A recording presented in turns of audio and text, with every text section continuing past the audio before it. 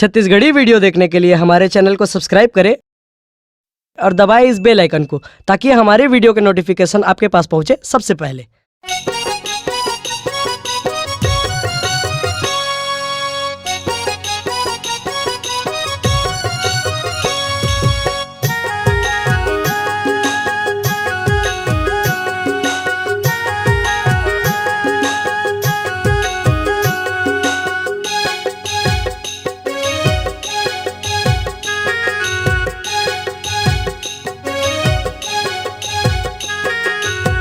कबू झन जा बिटूरा पहुना मोरे गाँव ले, मोरे गाँव ले। कबू झन जा बिटूरा पहुना मोरे गाँव ले, मोरे गाँव ले। मैं चंदा गाँव के गोरी हो, मैं चंदा गाँव के गोरी तोर मैया मर जाओ रे। चाहला तो पर ही मोला गोरी तोरे गाँव ले, तोरे गाँव ले। चाहला तो पर ही मोला गोरी तोरे गाँव ले, तोरे गाँव ले। मैं पलाड़ी गाँव के पहुना हो, मैं पलाड़ी गाँव के पहुना तोरे सुरता नहीं भुलाओ रे। कबू झन जा बिटूरा पहुना मोरे गाँव ले, मोरे गाँव ले। चाहला तो पर ही मोला गोरी तोरे गाँव ले, तोरे गाँव ले।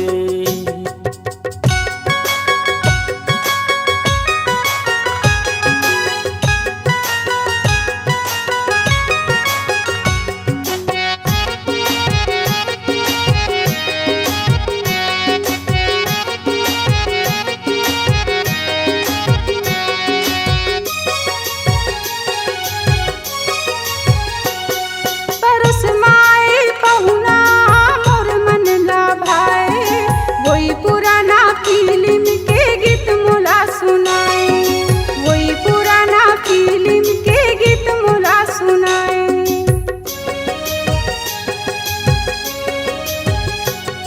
परस माए पहुना मोर मन ला भाए, वही पुराना फिल्म के गीत मोला सुनाए, वही पुराना फिल्म के गीत मोला सुनाए। मैं फूल हूँ मंदार के हो, मैं फूल हूँ मंदार के तेरा मोरे तारे। कबू झन जा बिटूरा पहुना मोरे गाँव ले, मोरे गाँव ले। कबू झन जा बिटूरा पहुना मोरे गाँव ले, मोरे गाँव ले।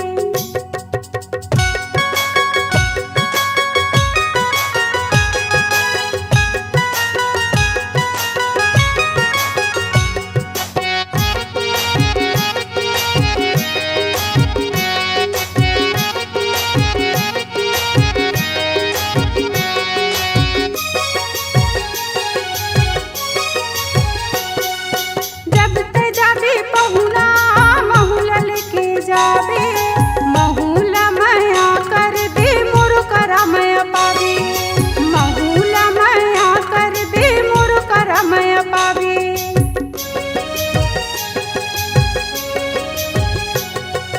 जब ते जाबे पहुना महुला लेके जाबे, महुला माया कर दे मोर करा माया पावे, महुला माया कर दे मोर करा माया पावे। मैं जिंदगी न लिख डारे हो, मैं जिंदगी न लिख डारे हो राजा तोरे नारे। कबू झन जा बिटूरा पहुना मोरे गाँव ले, मोरे गाँव ले। कबू झन जा बिटूरा पहुना मोरे गाँव ले, मोरे गाँव ले।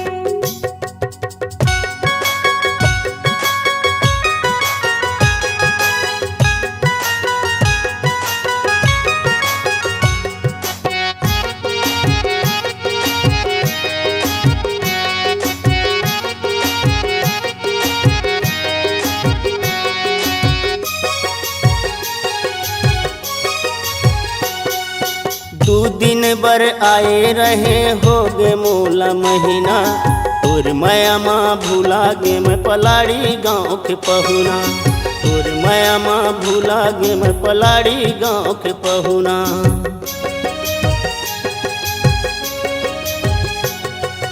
दू दिन बर आए रहे हो गे मोला महीना, तोर माया माँ भूला गे मैं पलाड़ी गाँव के पहुना, तोर माया माँ भूला गे मैं पलाड़ी गाँव के पहुना।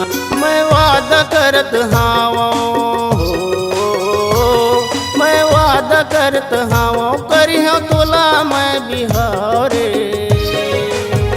जायला तो पर ही मोला गोरी तोरे गाँव ले, तोरे गाँव ले, जायला तो पर ही मोला गोरी तोरे गाँव ले, तोरे गाँव ले। फिर आहूँ एको दिन हो, फिर आहूँ एको दिन मैं हाँ तोरे गाँव रे, जायला तो पर ही मोला गोरी तोरे गाँव ले, तोरे गाँव ले, जायला तो पर ही मोला गोरी तोरे गाँव ले, तोरे गाँव ले।